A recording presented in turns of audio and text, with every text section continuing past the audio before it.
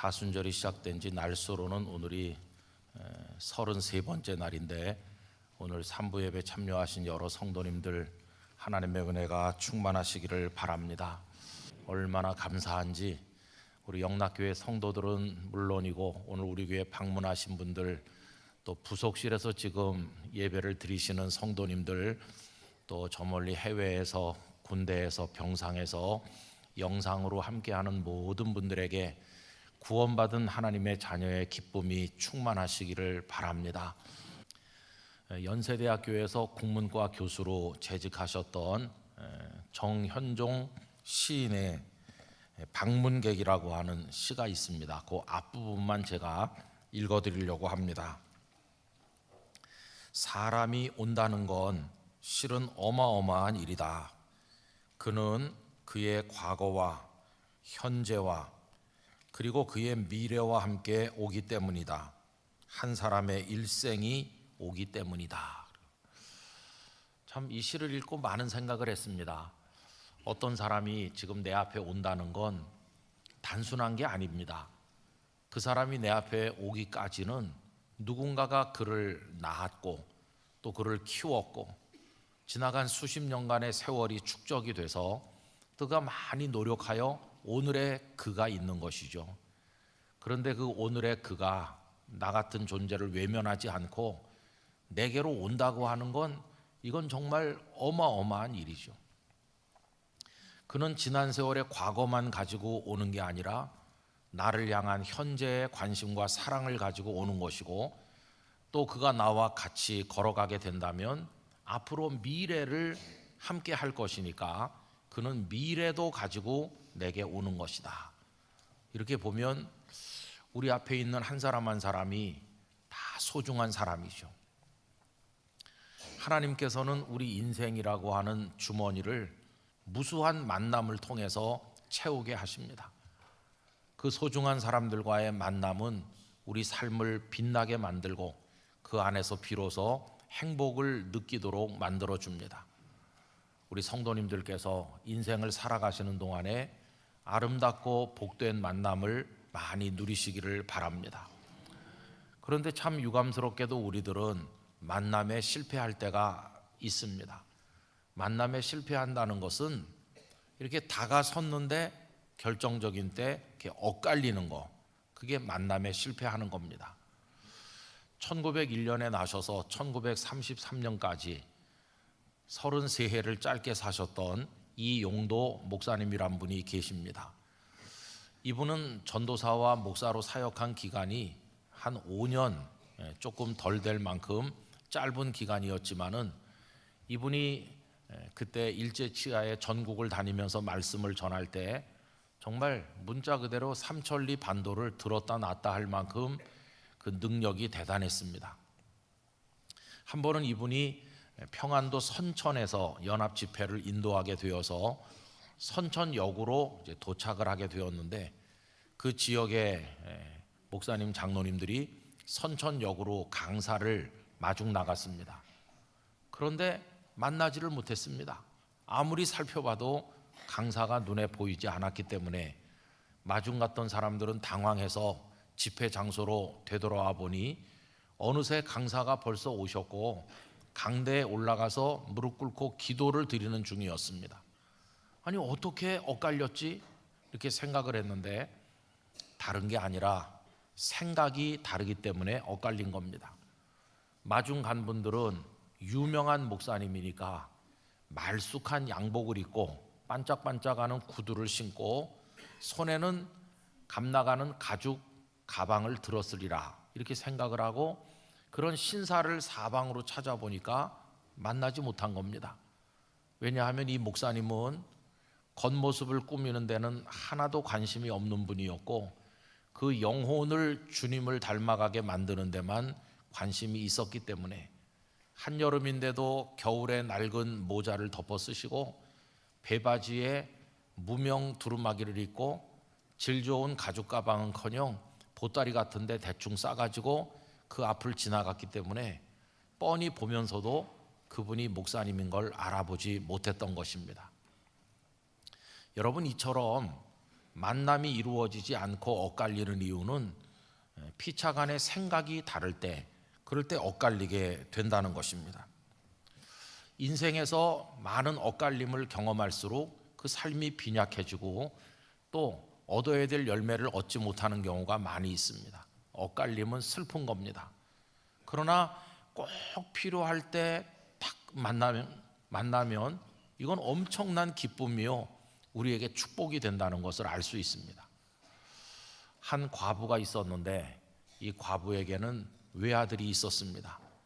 그런데 애지중지 그 아들 하나만 보고 살았는데 상당히 커서 이제는 어머니의 모든 짐을 덜어줄 것이라고 기대를 했던 그 아들이 어느 날 갑자기 죽었습니다. 그 어머니가 땅을 치며 비통하게 울부짖지만 어떻게 해볼 도리가 없는 것이죠. 동네 사람들은 다 그 모자를 불쌍히 여기는 마음으로 같이 울면서 그 아들을 떠매고 그 성 바깥으로 장례를 위해서 묘지로 같이 향하게 되었습니다. 참 눈물 없이 볼 수 없는 눈물의 행렬이죠. 장례 행렬입니다. 그런데 그 행렬이 성문을 통과해서 이렇게 나올 무렵에 그 맞은편에서 또 한 행렬이 다가오고 있었는데 이 두 행렬이 딱 만나게 된 것이죠. 어떤 일이 일어났을까요? 그 죽은 자가 살아 일어났습니다. 그리고 그 어머니와 아들이 다시금 행복한 인생을 살아가게 됐습니다.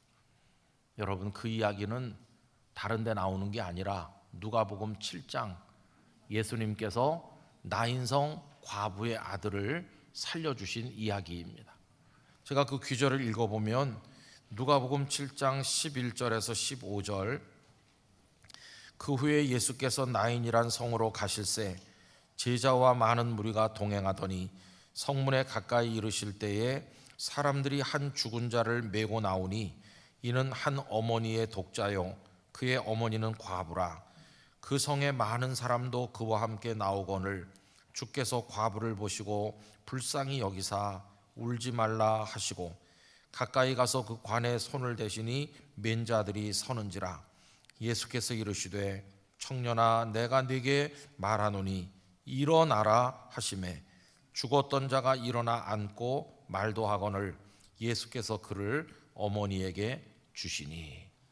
여러분, 죽음의 행렬이 성문을 통과해서 나오는데 이 땅에 생명으로 오신 예수님께서 앞에 서신 생명의 행렬이 그 맞은편에서 오다가 딱 만난 것입니다. 그래서 그 죽었던 자가 살아 일어난 것입니다. 예수님께서 죽은 자를 살리신 것은 장차 예수님의 모든 사람을 죽음에서 이끌어내어 영원한 생명을 주실 것의 표상이라는 걸 우리가 알지 않습니까? 여러분, 우리도 영원한 생명으로 일어나게 될 것입니다. 그 일로 인해서 그 어머니 그 아들은 말할 것도 없고 그 자그마한 성인 나인의 주민들 모두가 기쁨으로 충만했던 것을 우리가 알고 있는 것입니다.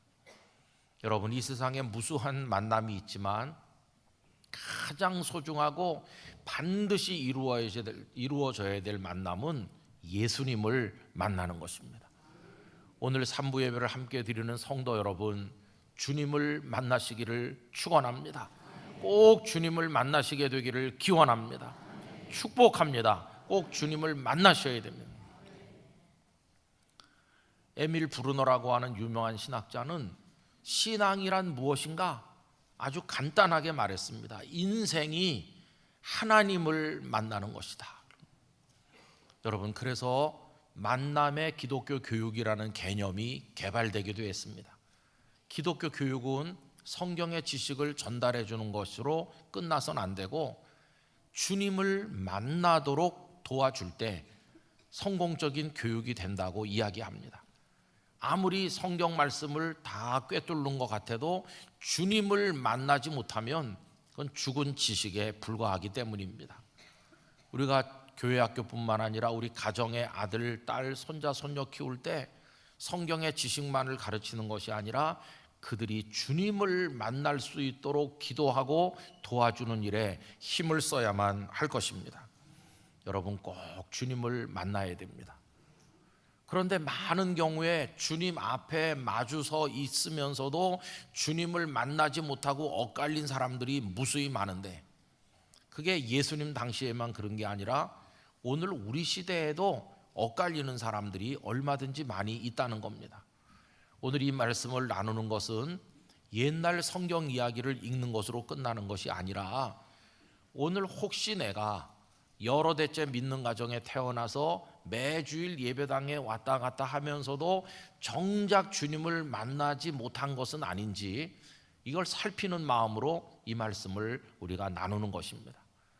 여러분, 주님을 만나면 그 죽은 자가 살아나듯이 변화가 있고 생명의 역사가 있고 절망에서 소망으로 나오고 죄인이 변해서 의인이 되고 그 삶이 회복이 되고 기쁨으로 충만해야 되는데, 매주일 예배 자리에 앉았다 나가는 내가 아직도 깊은 좌절과 슬픔 속에서 영원한 생명의 소망도 없이, 그리고 과거에 좋지 못한 삶을 떨쳐내지 못하고 여전히 헤매고 다니는 것처럼 그렇게 살고 있다면, 나는 주님 주변을 맴돌고 있을 뿐이지 정작 주님을 만나지 못했을 수도 있다는 사실을 우리가 생각하면서 오늘 이 말씀을 나눠야만 할 것입니다. 어느 날 서기관과 바리새인 몇 사람이 예수님께 와서 표적을 보여주시오라고 요구하였습니다. 오늘 본문 38절입니다. 그때의 서기관과 바리새인 중 몇 사람이 말하되, 선생님이여 우리에게 표적 보여주시기를 원하나이다. 예수님의 가르치심도 예수님의 행하심도 워낙 놀랍고 탁월했기 때문에 사람들은 혹시 메시아가 아닐까 생각을 했고, 당신이 메시아가 맞다면 그 증거를 보여주십시오, 이렇게 이야기한 겁니다. 그런데 여러분, 이 서기관이나 바리새인들은 성경에 대해서 무지한 사람들이 아닙니다. 이들은 늘 성경 말씀을 연구하는 사람들이기 때문에 성경에 이미 통달해 있었던 사람들이죠. 구약 성경을 읽어보면 하나님의 사람 이사야를 비롯한 많은 선지자들이 메시아가 오실 것이고 메시아가 오시면 이러한 일을 할 것이라고 말씀한 규절이 많이 있다는 걸 그들은 알고 있고, 아마 증거를 보여주세요라고 하면서도 말씀이 머릿속에 떠올랐을 것입니다. 예를 들면 이사야 61장 1절 2절에 메시아가 오셔서 하실 일이 언급되어 있는데요. 주 여호와의 영이 내게 내리셨으니 이는 여호와께서 내게 기름을 부으사. 여러분, 여기 기름을 붓는다는 표현이 나오는데 메시아라는 말의 뜻이 기름 부음을 받는다 하는 거거든요. 기름 부음 받은 사람이 메시아입니다. 그런데 뭘로 기름 부음 받습니까? 주의 영이, 성령이 내게 내리셔서 내가 기름 부음 받았다. 그래서 메시아로 이 땅에 와서, 그 다음에 계속 읽어보겠습니다. 무슨 일을 하게 되는가? 가난한 자에게 아름다운 소식을 전하게 하려 하심이라. 나를 보내사 마음이 상한 자를 고치며 포로된 자에게 자유를, 갇힌 자에게 노임을 선포하며 여호와의 은혜의 해와 우리 하나님의 보복의 날을 선포하여 모든 슬픈 자를 위로하되. 이런 말씀들은 앞으로 메시아가 오셔서 무슨 일을 하실 것인지를 예언한 말씀이고, 이 서기관과 바리새인들은 다 알고 있는 겁니다. 그러면 표적을 보여주세요라고 하는 이들에게 예수님께서 이런 말씀을 인용하시면서 이제 내가 구체적인 증거를 보여주겠다. 그러면 그들은 와, 이분이 메시아가 확실하구나 그러면서 예수님께 환호했겠죠. 여러분, 아닌 게 아니라 예수님께서는 그 이사야 61장 1절 2절을 이미 다른 곳에서 말씀하신 적이 있습니다. 어디서 그렇게 하셨느냐 하면, 예수님이 어린 시절 자라나셔서 고향이나 마찬가지인 나사렛 회당에서 말씀을 전할 때 그 규절을 읽고 말씀을 전하셨거든요. 누가복음 4장 16절 이하를 보면 이렇습니다. 예수께서 그 자라나신 곳 나사렛에 이르사 안식일에 늘 하시던 대로 회당에 들어가서 성경을 읽으려고 서심해 선지자 이사야의 글을 드리거늘.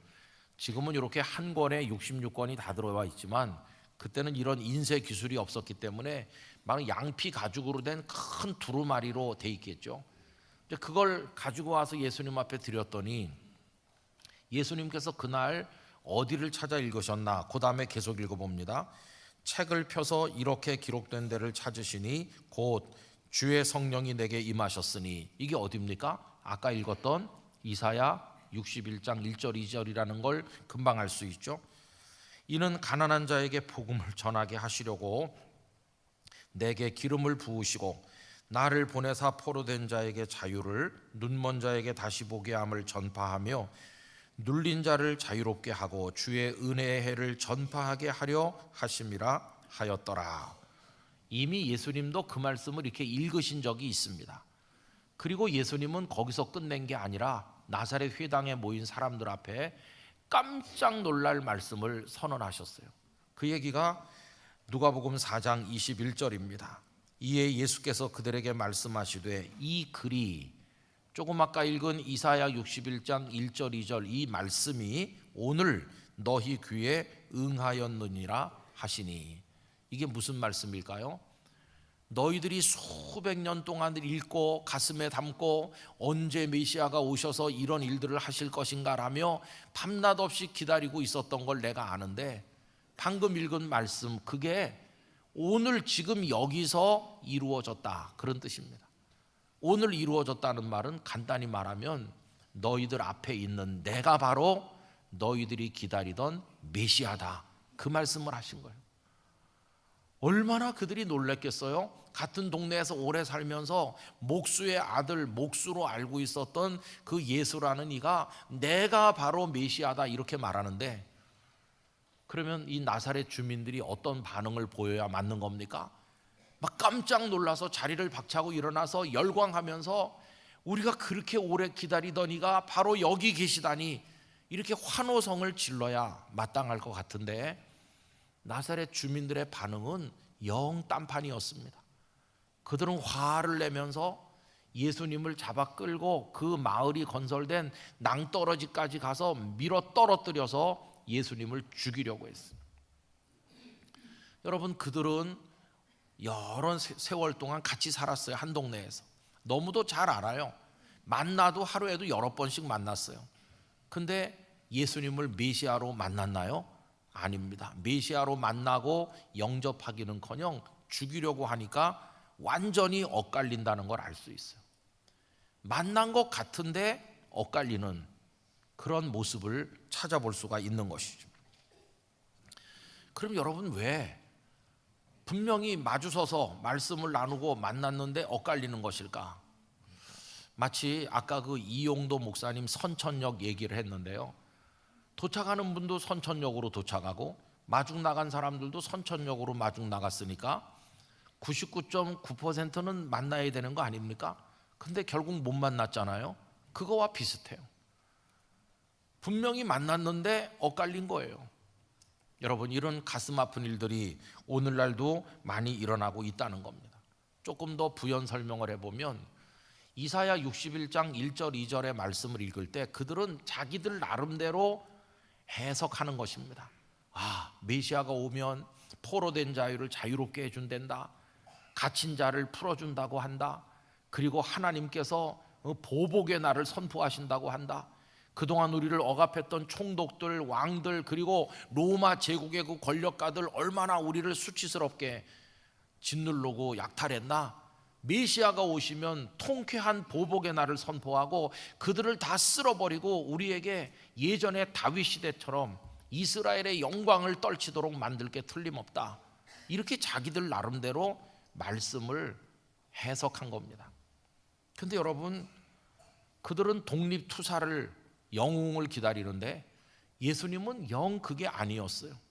예수님은 독립선언을 말씀하신 적도 없고 비밀 결사 조직을 만들지도 않으셨고 사람들을 훈련시키지도 않고 군자금을 모은 것도 아니고 그들을 요인 암살을 시켜서 파송한 것도 아니고 무슨 군대를 양성하지도 않고, 예수님은 무슨 구호 활동과 비슷해요.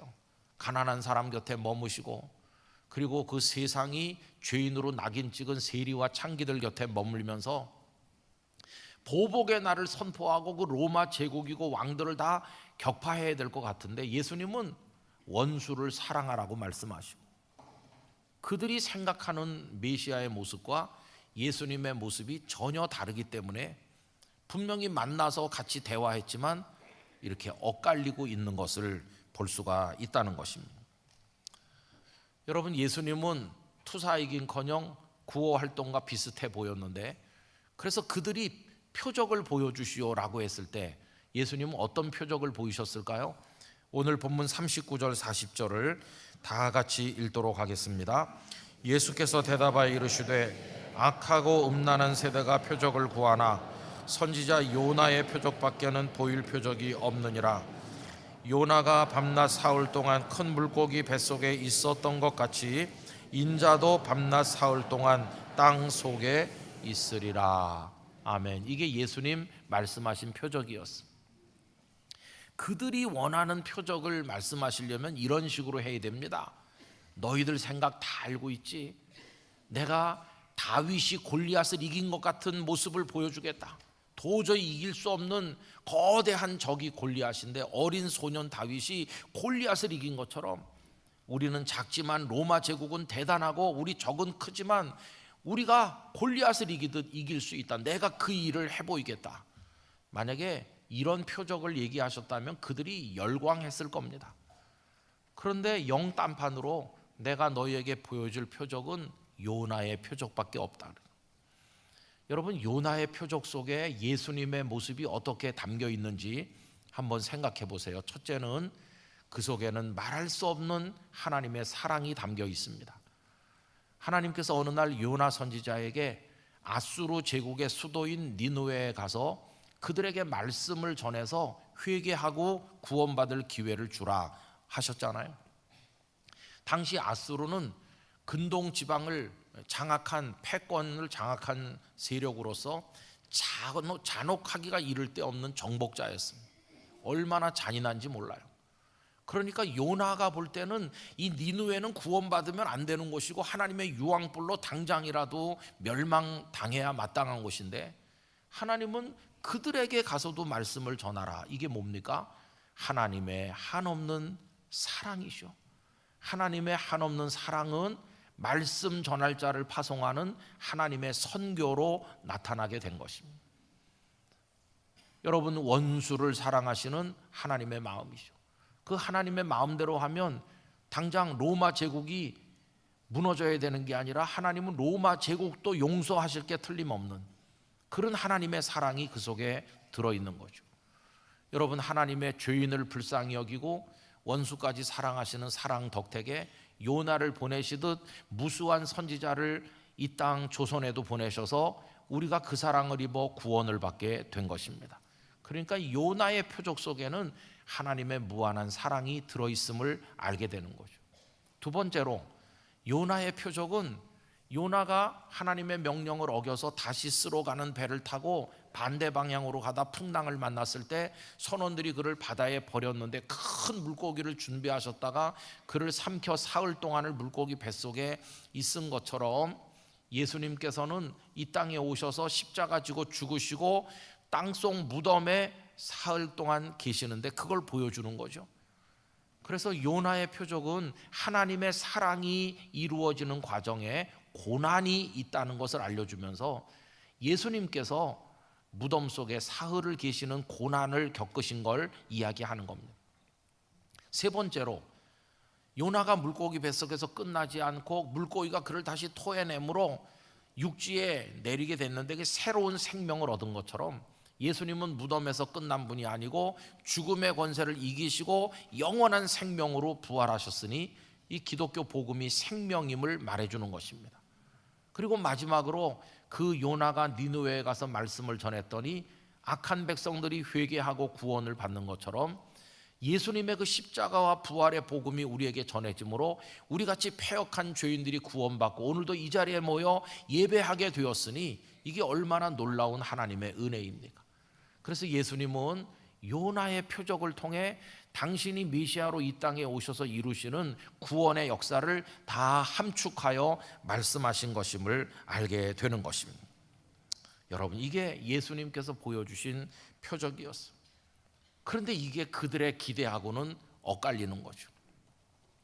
복음서를 읽어보면 그들은 위장을 채울 육신의 떡을 구했는데 예수님은 영원한 생명의 떡을 말씀하시고 그들은 질풍노도처럼 말을 달릴 영웅을 기대하는데 예수님은 나귀 새끼를 타고 느릿느릿 움직이시고, 그들은 로마 제국을 뒤집어 엎고 이스라엘의 영광을 회복할 그런 메시아를 기다리는데 예수님은 땅의 나라가 아닌 영원한 하나님 나라를 말씀하시고 통쾌한 복수의 날을 선포할 줄 알았더니 원수를 사랑하고 너를 미워하는 자를 위해 기도하라 이렇게 하니까 엇갈리게 된 것이었어요.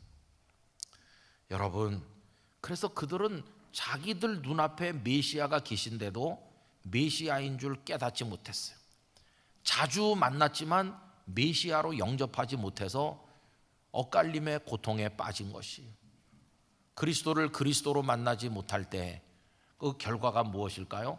그건 정죄당하고 심판 앞에 무너지는 겁니다. 오늘 본문 41절과 42절을 보세요. 심판 때에 니느웨 사람들이 일어나 이 세대 사람을 정죄하리니 이는 그들이 요나의 전도를 듣고 회개하였음이거니와 요나보다 더 큰 이가 여기 있으며, 그 니느웨 사람들은 인간 요나의 말을 듣고도 회개했는데 너희들은 하나님의 아들 메시아인 내가 여기 있는데도 회개하지 않는다. 42절 심판 때에 남방 여왕이 일어나 이 세대 사람을 정죄하리니 이는 그가 솔로몬의 지혜로운 말을 들으려고 땅끝에서 왔음이거니와 솔로몬보다 더 큰 이가 여기 있느니라. 솔로몬보다 비교할 수 없을 만큼 위대한 내가 여기 있는데도 너희들은 내 말을 청종하지도 않고 내 말 앞에 무릎을 꿇지도 않는구나, 그런 말씀을 하신 것입니다. 오늘 3부 예배를 드리는 성도 여러분, 꼭 우리는 예수님을 만나야 합니다. 이렇게 엇갈리는 사람들 이야기가 복음서에 나오지만 예수님을 딱 만난 사람들의 아름다운 이야기도 있어요. 12해를 혈루증으로 앓던 그 불쌍한 여자, 예수님께 다가와 떨리는 손으로 예수님의 옷자락을 탁 이렇게 붙드는 그 순간 만남이 이루어졌어요. 주님에게서 능력이 나와 그 여인이 치료되었습니다. 그리고 그 삶이 새로워졌습니다. 회복되고 치료되고 새로워지는 은혜가 우리에게도 있기를 원합니다. 그리고 완전히 구원받은 하나님의 딸이 되었습니다. 이런 구원의 역사가 우리에게도 있기를 원하는 것입니다. 사내들인 공회원으로 존경받는 랍비로 얼마든지 고개를 들고 교만할 수 있는 니고데모라는 사람은 그거 다 내려놓고 밤에 와서 예수님 앞에 귀 기울여 말씀을 들었는데 처음에는 알아듣지 못해서 거듭나는 게 뭔지 몰라서 혼란스러웠지만 그 밤이 가도록 말씀을 듣는 순간 그는 진리의 눈을 뜨게 되었고 영생이 무엇인지를 깨닫는 사람이 된 것입니다. 저는 성령께서 오늘 예배하는 우리 모두를 주님과 정확히 만나도록 만들어 주시기를 원합니다. 주님을 만나려면 어떻게 해야 될까요? 지금까지 우리가 살펴본 건 그들의 생각이 다르기 때문에 못 만났다고 그랬죠. 이제 우리 똑같습니다. 주님을 만나기 위해서는 내가 수십 년 가지고 있었던 나의 선입견, 나의 편견, 내 고집, 내 생각, 내 판단, 나의 어떤 기대하는 것, 내 욕심, 이런 거 다 내려놓고 주님의 뜻에, 주님의 생각에 우리를 철저히 맞출 때 주님을 만나는 것입니다. 예수님께서는 나를 따라오려거든 자기를 부인하오라고 그랬는데 여기서도 자기 부인이 필수적이죠. 내 생각을 부인하고 내 판단을 부인하고 다 부인하고 내려놓고 주님께 맞출 때 우리는 주님과 통할 것이고 주님을 만나게 될 줄로 믿습니다. 여러분, 지금 당장 주님께 맞추지 못해도 두려워하지 마시고 주님을 만나게 해달라고 기도하시기 바랍니다. 예수님과 제자들을 보세요. 3년이나 같이 다녔지만 예수님의 마음과 제자들의 마음이 서로 달랐습니다. 이제 예루살렘으로 올라갈 때 예수님은 십자가 지고 죽으러 가시는데 제자들은 어처구니 없게도 예루살렘에 가서 한 자리 할 생각으로 들떠 있었죠. 죽으러 가는 예수님, 출세하러 가는 제자들, 얼마나 이게 다릅니까? 몸은 같은 방향으로 가지만 엇갈리고 엇갈리는 거죠. 엇갈린 결과가 뭔가? 겟세마네 동산에서 그들은 예수님 다 버리고 도망갔습니다. 저는 참 두렵고도 마음 아픈 게 오늘날도 주일마다 예배당으로 오는 이들이 많고 우리도 그렇지만 겟세마네에서 예수님 버리고 도망가는 제자들처럼 교회에서 목사 노릇도 하고 중직자로서 섬긴다고 그랬는데 결정적인 순간 다 자기 생각에 따라 예수님 떠날 사람들이 얼마나 많을까를 생각해 보면 참 두렵기가 짝이 없어요. 그래서 여러분, 우린 기도해야 됩니다. 주님, 꼭 주님 만나고 싶어요. 주님의 사람 되고 싶어요. 무지한 저를 깨우쳐 주세요. 저의 모든 걸 내려놓게 해주세요. 제자들이 도망갔지만 주님 버리지 않으셨어요. 부활하신 주님 그들을 또 찾아오시고 또 말씀하시고 또 깨우치시고 그들의 삐뚤어진 안테나를 주님께 맞추게 하셔서 나중에 성령님이 강림하시자 주님의 뜻이 그들의 뜻이 되고 주님의 생명이 그들의 생명이 되고 주님과 연결되어 완전한 주님의 제자가 되어 하나님의 나라를 향해 나가게 된 것을 우리가 알지 않습니까? 그러니까 지금 당장은 우리가 부족해도 주님 만나기를 사모하고 또 기도하고 또 기도하시면 주님은 우리를 당신께 연결되도록 축복하여 주실 것입니다. 오늘 예배하는 모든 성도님들에게 주님 만난 사람이 누리는 기쁨이 가득하시기를 바랍니다. 회복되시기를 축원합니다. 새로워지시기를 바랍니다. 변화가 일어나기를 원합니다. 의로운 삶을 살게 되기를 원합니다. 사탄을 이기는 능력을 얻게 되기를 원합니다. 어디 갖다 놔도 예수님의 사람이 되기를 간절히 기원하는 것입니다. 그래서 조금 이따 부를 찬송가, 너 예수께 조용히 나가 내 마음을 쏟아놓으라. 내 마음속에 눈물도 쏟아놓고 쓸데없는 고집도 다 그 앞에 쏟아놓고 버리고 주님의 뜻과 주님의 사랑을 받을 때 우리 주님의 사람으로 서게 될 줄 믿습니다. 내 생각 그거 버리려면, 내 고집 꺾으려면, 자존심 이거 내려놓으려면 화도 나고 아픔도 있고 어떤 데는 손해도 보는 것 같겠지만 그 고통, 그 아픔이 우리 방식의 이 사순절을 살아가는 방식이 될 것입니다. 고난 없는 사순절은 없는 것이니까 우리도 우리 자신을 부인하는 아픔을 누리면서 느끼면서 우리의 사순절을 지키며 주님을 닮아가는 성도가 되기를 간절히 원하는 것입니다. 주님 만나는 축복이 있으시기를 축원합니다. 기도하겠습니다. 아버지 하나님, 주님 주변에 많은 사람이 있었으나 다 자기 주장, 자기 고집으로 인해 주님과 엇갈린 사람이 태반인 중에도 소수의 몇 사람은 주님 앞에 무릎 꿇고 주님 만나 인생이 변하고 삶이 복을 받고 하나님의 자녀로 인침을 얻었습니다. 저희도 그렇게 되게 하여 주시고 주님의 보좌 앞에 나아가 무릎 꿇게 하여 주옵소서. 예수님 이름으로 기도드리옵나이다. 아멘.